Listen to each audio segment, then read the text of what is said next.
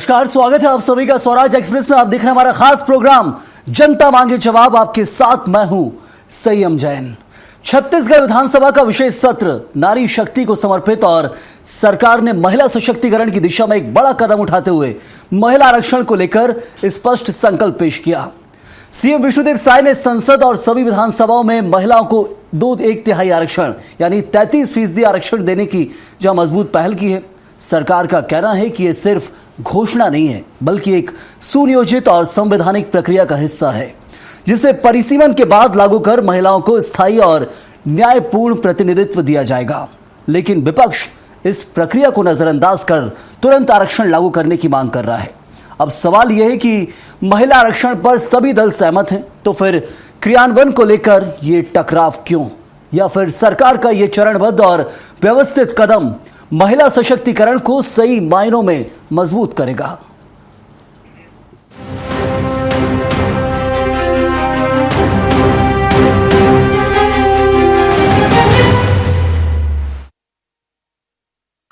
महिला आरक्षण के मुद्दे पर छत्तीसगढ़ विधानसभा आज ऐतिहासिक बहस की गवाह बनी। मुख्यमंत्री विष्णुदेव साय ने शासकीय संकल्प पेश करते हुए संसद और सभी राज्य विधानसभाओं में महिलाओं के लिए 1/3 आरक्षण परिसीमन की प्रक्रिया पूरी होते ही लागू करने की मांग की।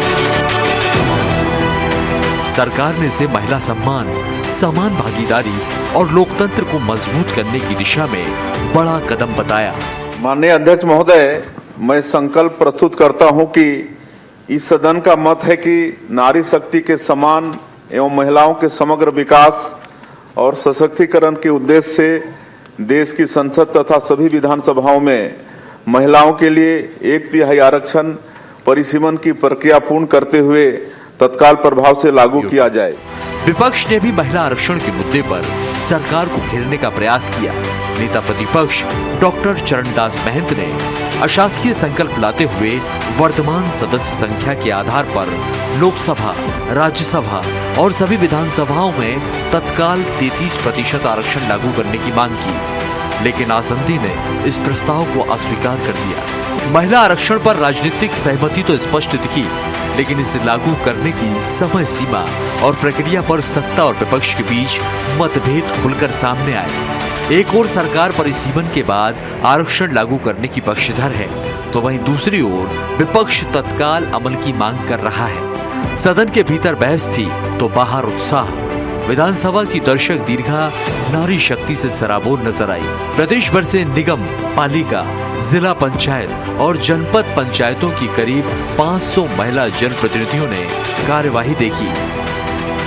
हजारों महिलाओं की मौजूदगी ने यह संदेश दिया कि राजनीति में महिलाओं की भागीदारी अब नई ऊंचाइयों को छू रही है। बीजेपी विधायक लता उसेंडी ने कांग्रेस पर महिला आरक्षण को लेकर दोहरा रवैया अपनाने का आरोप लगाया।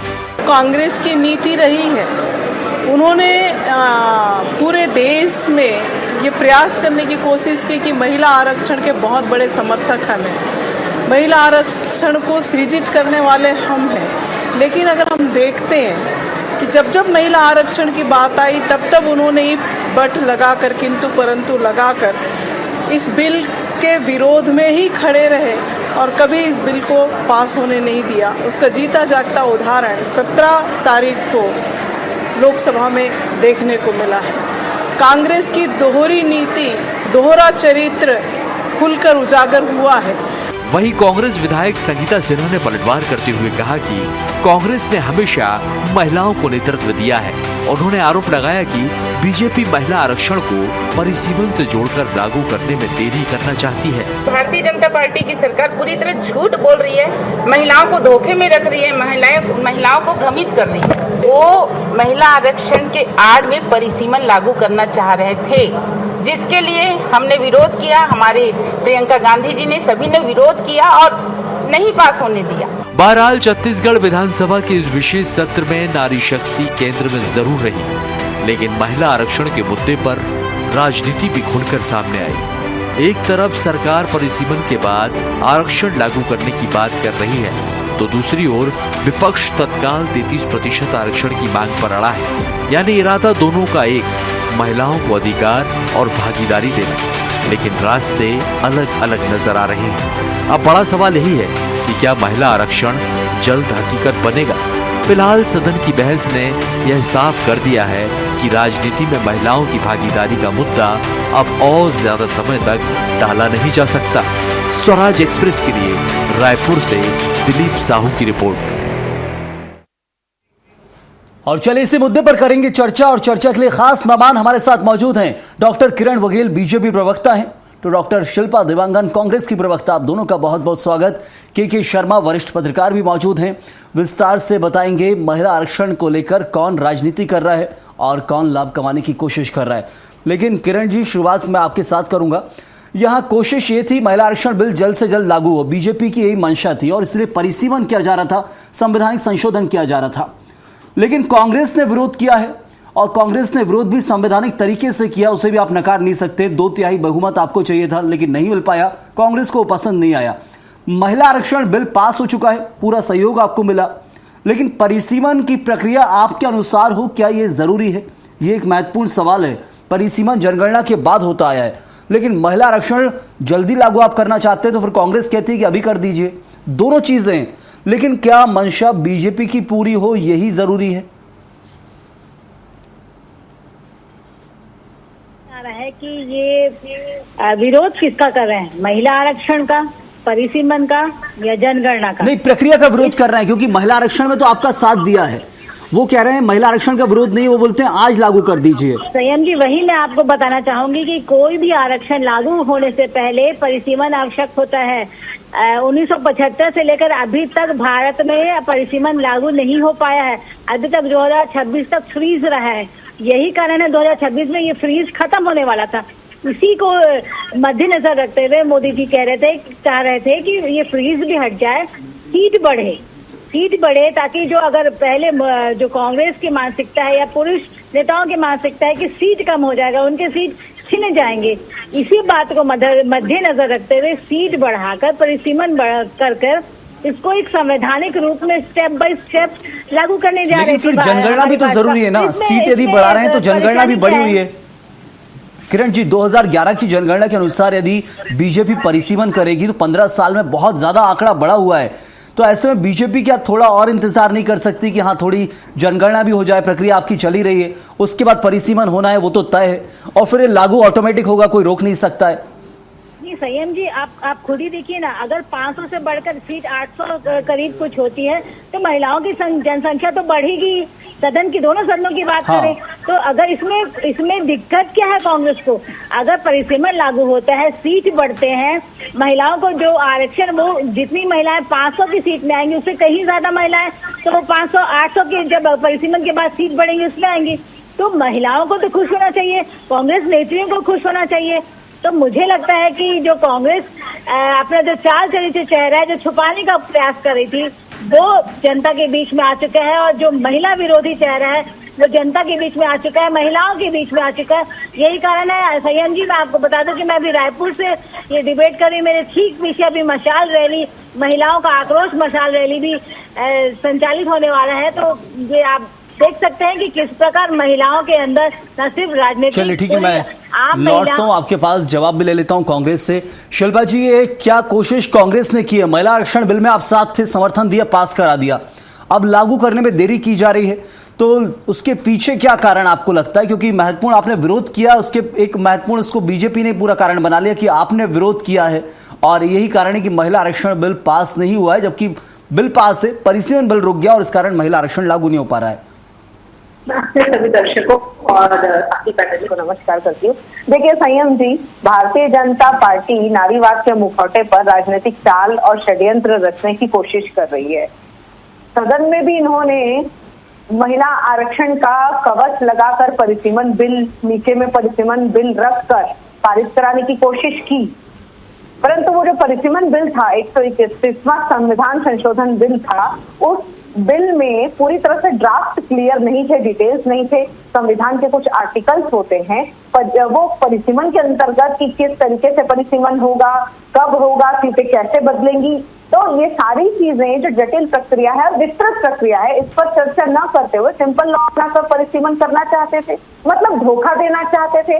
और धोखा देना चाहते थे तो उसके ऊपर एक आवरण बनाया। महिला 2 घंटे तक समझाया था गृह मंत्री अमित शाह ने, 2 घंटे समझाया कैसा परिसीमन होगा, लेकिन क्या परिसीमन बिल नहीं समझ पाए कांग्रेस, या फिर परिसीमन से ही संतुष्ट नहीं थी क्योंकि बिना जनगणना के हो रहा था, नई जनगणना पे नहीं हो रहा था? समझाना अलग होता है और ड्राफ्ट में डिटेल्स अलग बातें होती हैं। परिसीमन पर चर्चा हो सकती थी, परंतु आज जो हालात है 2023 में नारी शक्ति वंदन अधिनियम तो पारित हो चुका है, दोनों सदनों से पारित हो चुका है, सर्वसम्मति से पारित हो चुका है। हाँ। राष्ट्रपति द्रौपदी मुर्मू जी ने भी हस्ताक्षर कर दिया, कानून बन चुका है।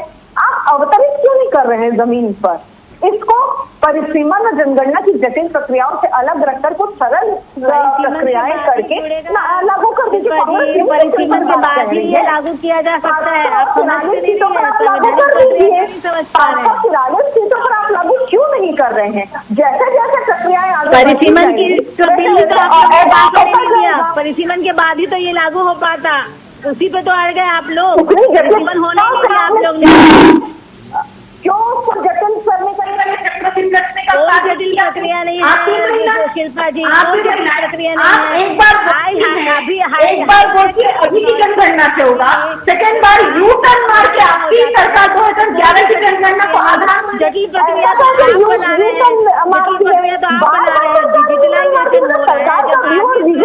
जनगणना कर सकते हैं। चलिए बात घूम फिर के वहीं आ जाती जहां से शुरू होती कि किसकी बात में कितना दम है। परिसीमन से बिल लागू करना जरूरी है तो फिर जनगणना क्यों नकारी जाए, और बिना परिसीमन के लागू हो सकता तो फिर आज क्यों नहीं? के शर्मा जी से जानूंगा। के शर्मा जी, क्या बिल लाया गया था जब महिला आरक्षण बिल, उसके बाद ये सोचा गया था कि जनगणना और परिसीमन होगा और फिर ये लागू होगा, फिर परिसीमन में संशोधन की कोशिश कि 11 की जनगणना को आधार बनाकर लागू किया जाए, फिर कांग्रेस कहती है कि आप अभी लागू कर दीजिए। इन तीनों बातों का मतलब क्या है? क्या कोई भी बिल अभी लागू हो सकता है? ये संभावना है महिला आरक्षण बिल आज लागू हो जाए, क्या ये संभावना है? और ये संभावना है तो फिर जनगणना और परिसीमन तो गए। देखिए 850 सीट करके हर राज्यों को 50% सीटों की वृद्धि करते हुए समानुपात में इसको 850 लोकसभा सीट करके जो महिलाओं को 33% आरक्षण देने की बात कही गई थी, तो महिलाओं की संख्या जो है 280 महिलाएं वहां पे पहुंचती है 850 में से। हाँ। अब 543 की बात कांग्रेस कह रही है तो 180 महिलाएं पहुंचती। बात यहाँ थी कि महिला आरक्षण के लिए दोनों सहमत है, ये 2023 में क्लियर हो गया। अभी जो लोकसभा में आया उसमें ये आया कि जो 50% वृद्धि की बात है उसका विरोध कर रहे हैं, जिसको लेकर उन्होंने कहा कि अमित शाह ने कहा कि मैं आधे घंटे में लेके आता हूं, हर राज्यों को 50% का डिटेल मुझे समझ दीजिए। ये दूसरी बात है। तीसरी बात ये है कि आज जो आया है मुख्यमंत्री ने रखा है वो एक कदम आगे बढ़ा के रखा है कि परिसीमन प्रक्रिया पूर्ण होने के तत्काल बाद लागू किया जाए 1/3 आरक्षण विधानसभा लोकसभा दोनों में। अब परिसीमन के विरोध की बात आ रही है, तो परिसीमन का विरोध क्या इसलिए है कि परिसीमन होगा तो निश्चित रूप से सीटों की संख्या अन्य राज्यों में जो 50% समानुपात में हो रहा था वो नहीं होगा। जिस राज्य में जनसंख्या बढ़ी वहां अधिक सीटें होंगी, जहां कम है वहां कम सीटें होंगी। इसके शर्मा जी, घबरा कौन रहा है? क्या बीजेपी जल्दबाजी कर रही है, कांग्रेस घबरा रही है बिल लागू होने से? क्या समस्या क्या है? आज संयम जी आज की चर्चा को सुनेंगे ना तो तमाम प्रकार की बातों का जवाब मिलता है। ये भी बात आई कि कांग्रेस की ओर से कहा कि दोनों हाथ में लड्डू लेके चल रहे थे इन लोग, पास हो जाता तब भी हमारा और नहीं पास हुआ तब भी हमारे ऊपर ठीकरा फोड़ रहे हैं। आज जो बात आ रही है कि 543 पर लागू करने की बात आ रही है, उसका भी जवाब यहाँ पे आया कि 1971 से आप रोक दिए थे, उस समय 78 करोड़ जनसंख्या थी, आज 140 करोड़ जनसंख्या हो गई है, तो सीटों की संख्या बढ़नी चाहिए। 2026 तक फ्री तक की बात भी कही जा रही है, जो अभी किरण जी भी कह रही है। अब आता है कि ये जो जनगणना के बाद परिसीमन होना है, फिर परिसीमन को लेकर इस बात को लेकर की आपत्ति है, कहीं संशय है क्या राजनीतिक नेताओं को, दलों को, कि परिसीमन में जो सत्ताधारी दल होता है, परिसीमन में सीटों को ऐसे काट दिया जाता है क्षेत्रों को कि उसमें सत्ताधारी दल को लाभ हो। ये भी एक कारण है क्या विरोध करने का, कि बड़े बड़े नेताओं का सीट कट जाए और उनकी हालत खराब हो जाए, ऐसी भी स्थिति है क्या? ये भी, जैसे रायपुर नगर निगम का उदाहरण देता हूँ, 70 सीट है, भाजपा की सरकार आती है, परिसीमन कर देती है वार्डों का, 70 में से 60 भाजपा की जीत आ जाती। दूसरी ओर ये बात है कि 2008 में छत्तीसगढ़ विधानसभा का परिसीमन हुआ, उसके बाद क्या कारण था? जब इसका तोड़ यदि उल्टा देखेंगे तो फिर 2018 में कांग्रेस की सरकार कैसे आ गई जब परिसीमन गलत था? तो ये तमाम प्रकार की बातें, राजनीतिक दल एक दूसरे को श्रेय नहीं देना चाहते। और सबसे महत्वपूर्ण बात यह है कि आज कांग्रेस और भाजपा दोनों ने महिलाओं और विधायकों को आगे किया। यहाँ तक कि विधानसभा अध्यक्ष डॉक्टर रमन सिंह की भी तारीफ करनी होगी कि सभापति के रूप में महिलाओं को असेंबली में स्थान दिया। ये तमाम प्रकार की बातें हैं जो संख्या को लेकर आ रहे हैं, महिला आरक्षण को लेकर के सभी महिलाओं को मुझे लगता है कहीं न कहीं इस बात का मलाल रहेगा कि 2029 में ये लागू नहीं हो पा रहा है। हाँ, वो तो है बिल्कुल, और 2029 अब पास में है, इससे भी नकार नहीं सकते, लेकिन अब पूरी प्रक्रिया वही है कि जनगणना भी होगी, फिर परिसीमन भी होगा, और एक बार संवैधानिक विरोध कांग्रेस और विपक्षी दल कर चुके हैं। किरण जी, यहां पर लग रहा है कि अब परिसीमन बिल का, संवैधानिक संशोधन बिल का, लोकसभा में बढ़ाने वाली सीटों के बिल का, इन सब बिलों का विरोध कांग्रेस ने किया, विपक्षी दलों ने किया, लेकिन आप प्रचार प्रसार देश में इस तरीके से कर रहे हैं कि महिला आरक्षण विरोधी कांग्रेस है, महिला आरक्षण विरोधी है, दोहरा चरित्र है। क्या बीजेपी महिला आरक्षण शब्द के जरिए अपनी राजनीति साधने की कोशिश कर रही है? क्या उस जरिए कांग्रेस को बदनाम करने और बीजेपी इसका लाभ उठाने की कोशिश कर रही है? क्योंकि ये देश जानता है कि महिला आरक्षण बिल पास है, लेकिन वो लागू होने में देरी हुई है और इसके कारण महिला आरक्षण बिल को ही आप मुद्दा बना रहे हैं। क्या एक कोशिश है बीजेपी की तरफ से कि कैसे महिला आरक्षण विरोधी कांग्रेस को बताया जाए? देखिए, ये जग जाहिर है संयम जी, हमको बताने की जरूरत नहीं है। लोगों ने टीवी में देखा किस प्रकार ये बिल गिरा, बहुमत के नहीं, लेकिन बिल पास हो चुका है, नहीं मिलने ये आप कभी नहीं बताते कि महिला आरक्षण बिल पास है। हमको ये बताने की जरूरत नहीं है। और रही बात श्रेय लेने की बात है, तो हमारी भाजपा सरकार आप देख सकते हैं संयम जी, शुरू से महिलाओं की आगे करने का काम कर रही है। उज्ज्वला गैस योजना की बात करूं, घर घर शौचालय निर्माण की बात करूं, सभी प्रदेश में महतारी वंदन जैसी योजनाएं लागू की जा रही, जिसमें महिलाओं के खाते में डायरेक्ट पैसा जमा किया जा रहा है उनके सशक्तिकरण को लेकर। राष्ट्रपति की बात करूं, महिला आदिवासी महिला को पहली बार राष्ट्रपति के रूप में, अब आप राष्ट्रपति बोलेंगे, वो प्रधानमंत्री बोलेंगे, ये तो सब हो चुका है किरण जी, लेकिन इस वक्त जो छवि बनाई जा रही है वो क्या कोशिश है? कह रही हूँ कि हमारे मोदी जी महिलाओं के ओवरऑल डेवलपमेंट की बात कर रहे हैं, स्टेप बाय स्टेप डेवलपमेंट की बात कर रहे हैं, निचले स्तर से लेकर ऊपर स्तर की। अगर आप कैबिनेट की भी बात देखें संयम जी, इस बार कैबिनेट मंत्री के रूप में मोदी जी की सरकार में मैक्सिमम महिलाएं आई हैं। इस बार, पिछली बार 78 सांसद आई थी, इस बार 74 के करीब सांसद आई है। तो लगातार हमारी सरकार वुमेन लेड डेवलपमेंट की बात करती है, वुमेन लेड गवर्नमेंट की बात करती है। चलिए, बिना बिल के अगले चुनाव में कितने प्रतिशत सीटें महिला को दी जाती है दोनों पार्टी की तरफ से, उस पर भी नजर रहेगी इस देश की, क्योंकि महिला आरक्षण को लेकर बहुत लंबी राजनीति हो चुकी है।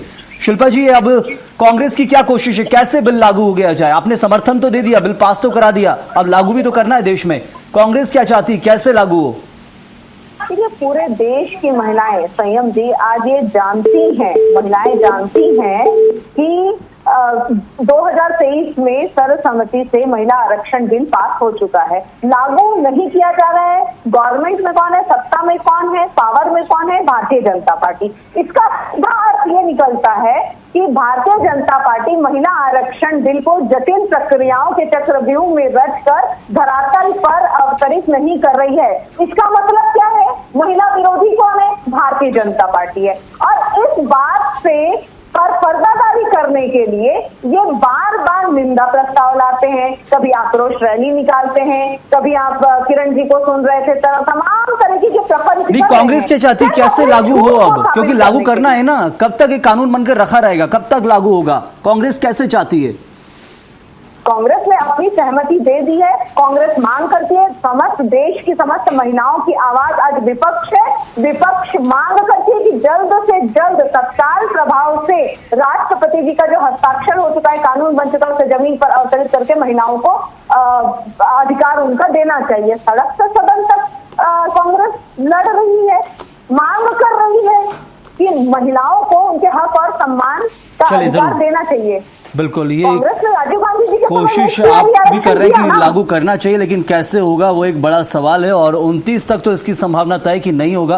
के शर्मा जी, ये कब तक लागू किया जा सकता है? एक बहुत छोटा सा रिएक्शन आपसे चाहूंगा मैं, कैसे होगा ये?